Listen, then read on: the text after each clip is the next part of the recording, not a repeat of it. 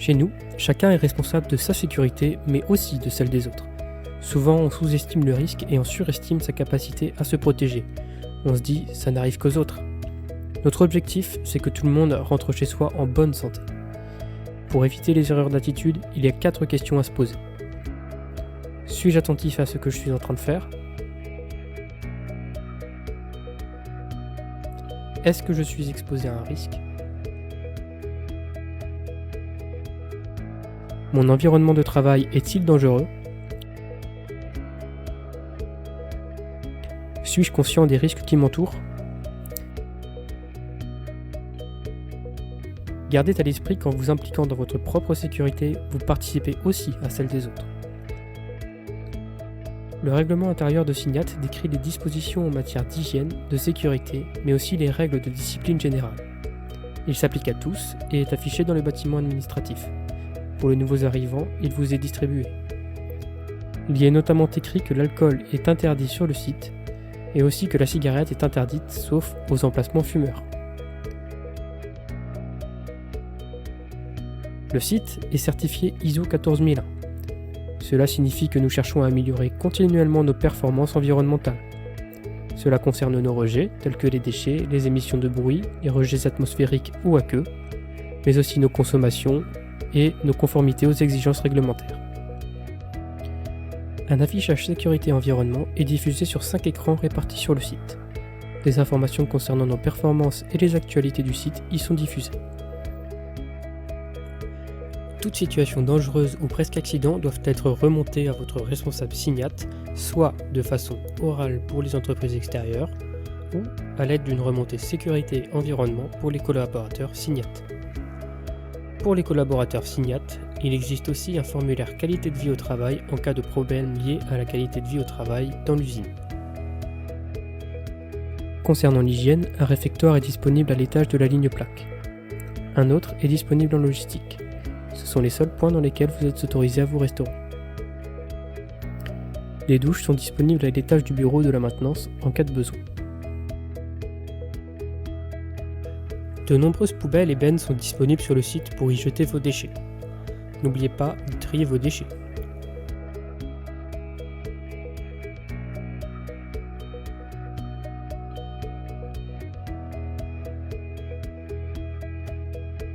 Ces poubelles et bennes sont disponibles aux emplacements notés sur cette carte, qui est elle-même disponible sur le serveur commun et dans le livret d'accueil.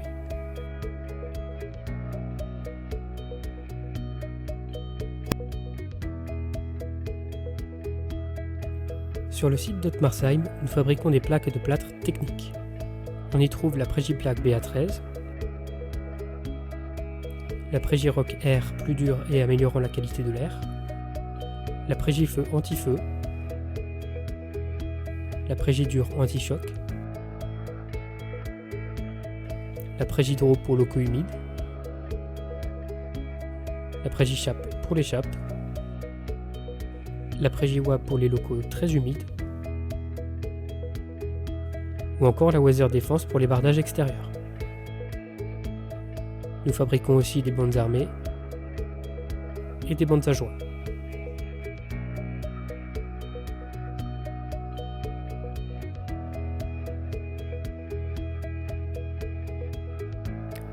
Pour circuler sur le site, le port de certains EPI est obligatoire.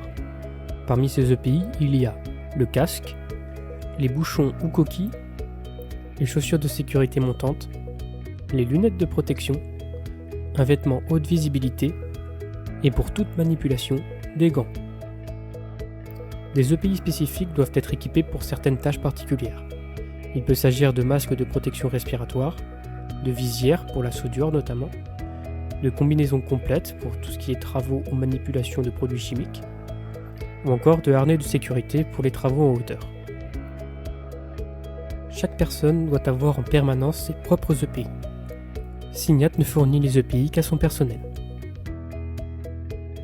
Les zones colorées en rouge sur ce plan signifient que le port des EPI y est obligatoire. Attention, il est interdit de porter des vêtements flottants sur le site, à cause notamment des nombreuses machines en mouvement. De plus, le port du pantalon est obligatoire.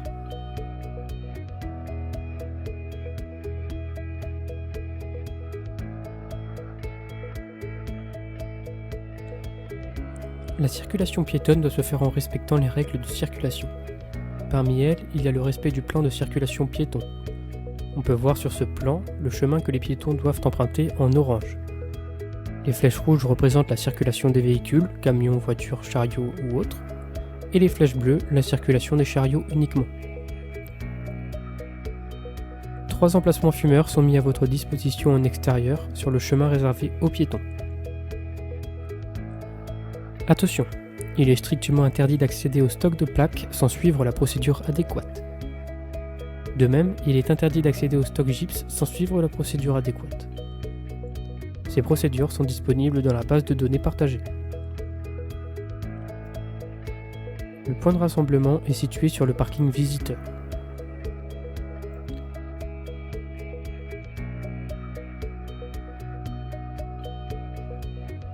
La signalétique utilisée sur le site est la même que dans le code de la route. Un panneau rond et barré décrit une interdiction. Un panneau rond bleu signifie une obligation. Un panneau en losange rouge signifie qu'il s'agit d'un produit dangereux. Un triangle jaune est un avertissement. Un carré rouge donne la localisation de matériel pour la lutte contre l'incendie, et un carré vert la localisation de matériel de secours.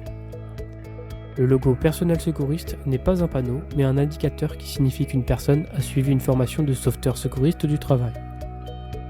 On le retrouve parfois sur les casques de ces personnes.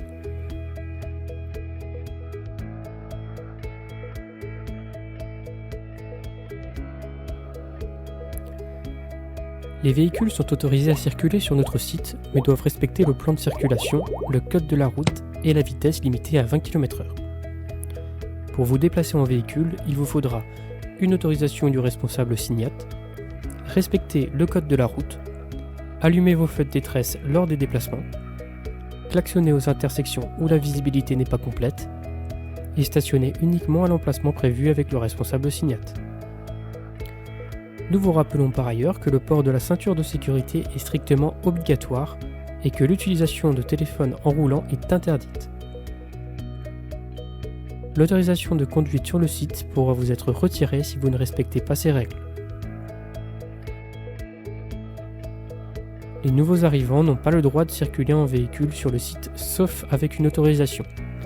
Ils doivent stationner en marche arrière sur le parking visiteur.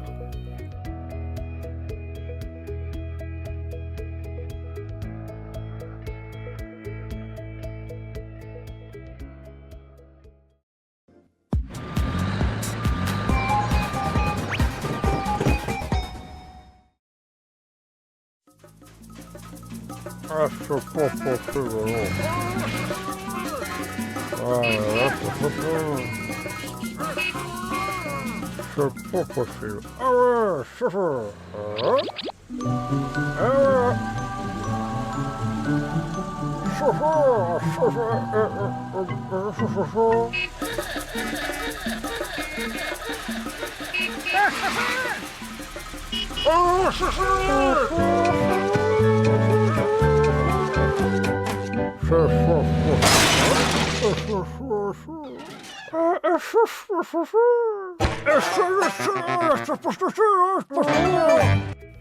Un certain nombre de règles sont mises en place pour que la cohabitation engin-piéton présente le moins de risques possible. Premièrement, il faut respecter le plan de circulation comme vient d'illustrer la vidéo précédente. Deuxièmement, ayez à l'esprit que le chariot est prioritaire sur le piéton. Troisièmement, ne vous approchez jamais d'un chariot en mouvement à moins de 5 mètres.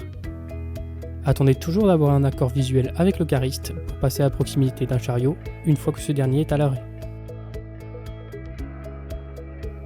Les chariots empruntent des portes sectionnelles, notamment pour passer de l'extérieur d'un bâtiment à l'intérieur ou l'inverse.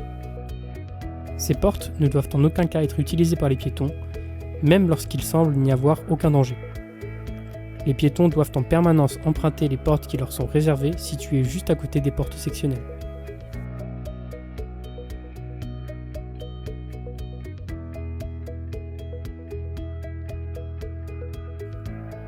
Nos règles d'or sont valables sur tous les sites SIGNAT en France. Je porte et je fais porter les EPI. Il est important de rappeler à ses collègues qu'il est indispensable de porter ces EPI pour assurer sa propre sécurité et celle des autres. Je respecte le plan de circulation et la signalisation.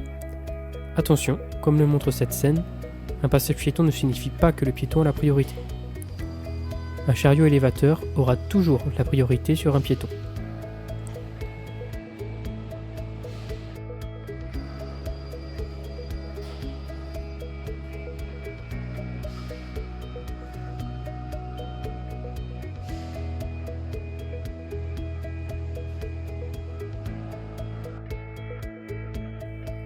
Il est interdit de manger, boire et fumer hors des zones allouées. Des zones fumeurs et un réfectoire sont disponibles pour cela. Je marque un temps d'arrêt avant de franchir porte et portail. Je marque un temps d'arrêt avant de franchir une intersection. De nombreux caristes circulent dans nos allées de circulation. Il est donc important de bien s'assurer que la voie est libre avant d'emprunter le passage piéton.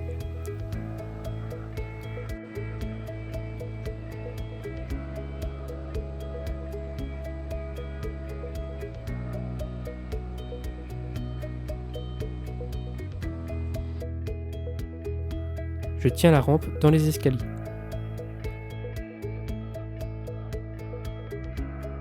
Je ne cours pas.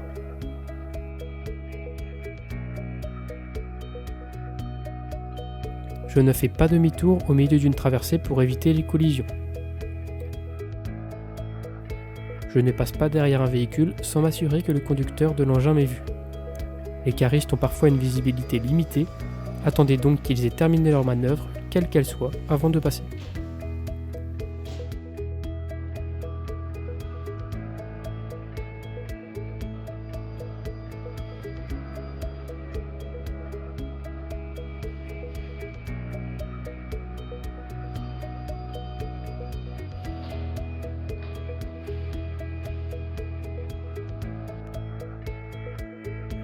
Je n'utilise le téléphone ou le talkie-walkie qu'à l'arrêt, en zone sécurisée.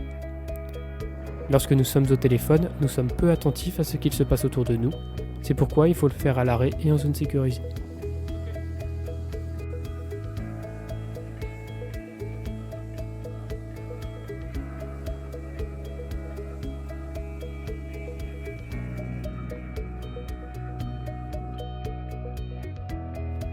Je ne stationne pas dans un croisement ou sur une voie réservée aux engins mobiles. Ces règles d'or sont obligatoires et doivent être appliquées par tout le monde.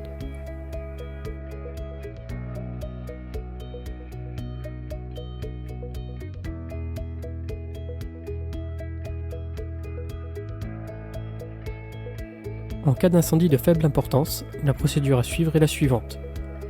Couper si possible l'alimentation de l'incendie, gaz, air comprimé, électricité, produits chimiques, etc. Utilisez un moyen d'extinction adapté. Dans chaque zone, un extincteur correspondant au risque présent est disponible. Certains extincteurs ne sont compatibles qu'avec certains types de feux. Il faut donc faire attention à bien prendre l'extincteur assigné à la zone. En cas d'incendie de forte importance, il faut alerter votre responsable SIGNAT, évacuer vers l'issue de secours, suivez les guides fils qui vous mèneront vers le point de rassemblement situé sur le parking visiteur.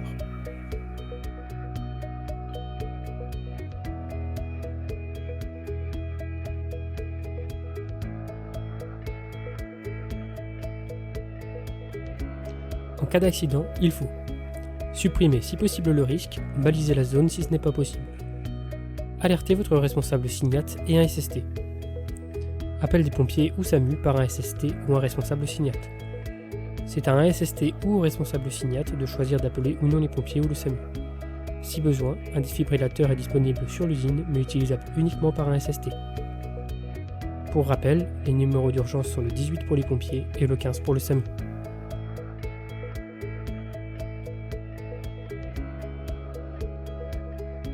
En cas de blessure légère, il faut alerter votre responsable SIGNAT, prévenir un SST, puis se faire inscrire sur le registre des premiers soins après vous être fait soigner.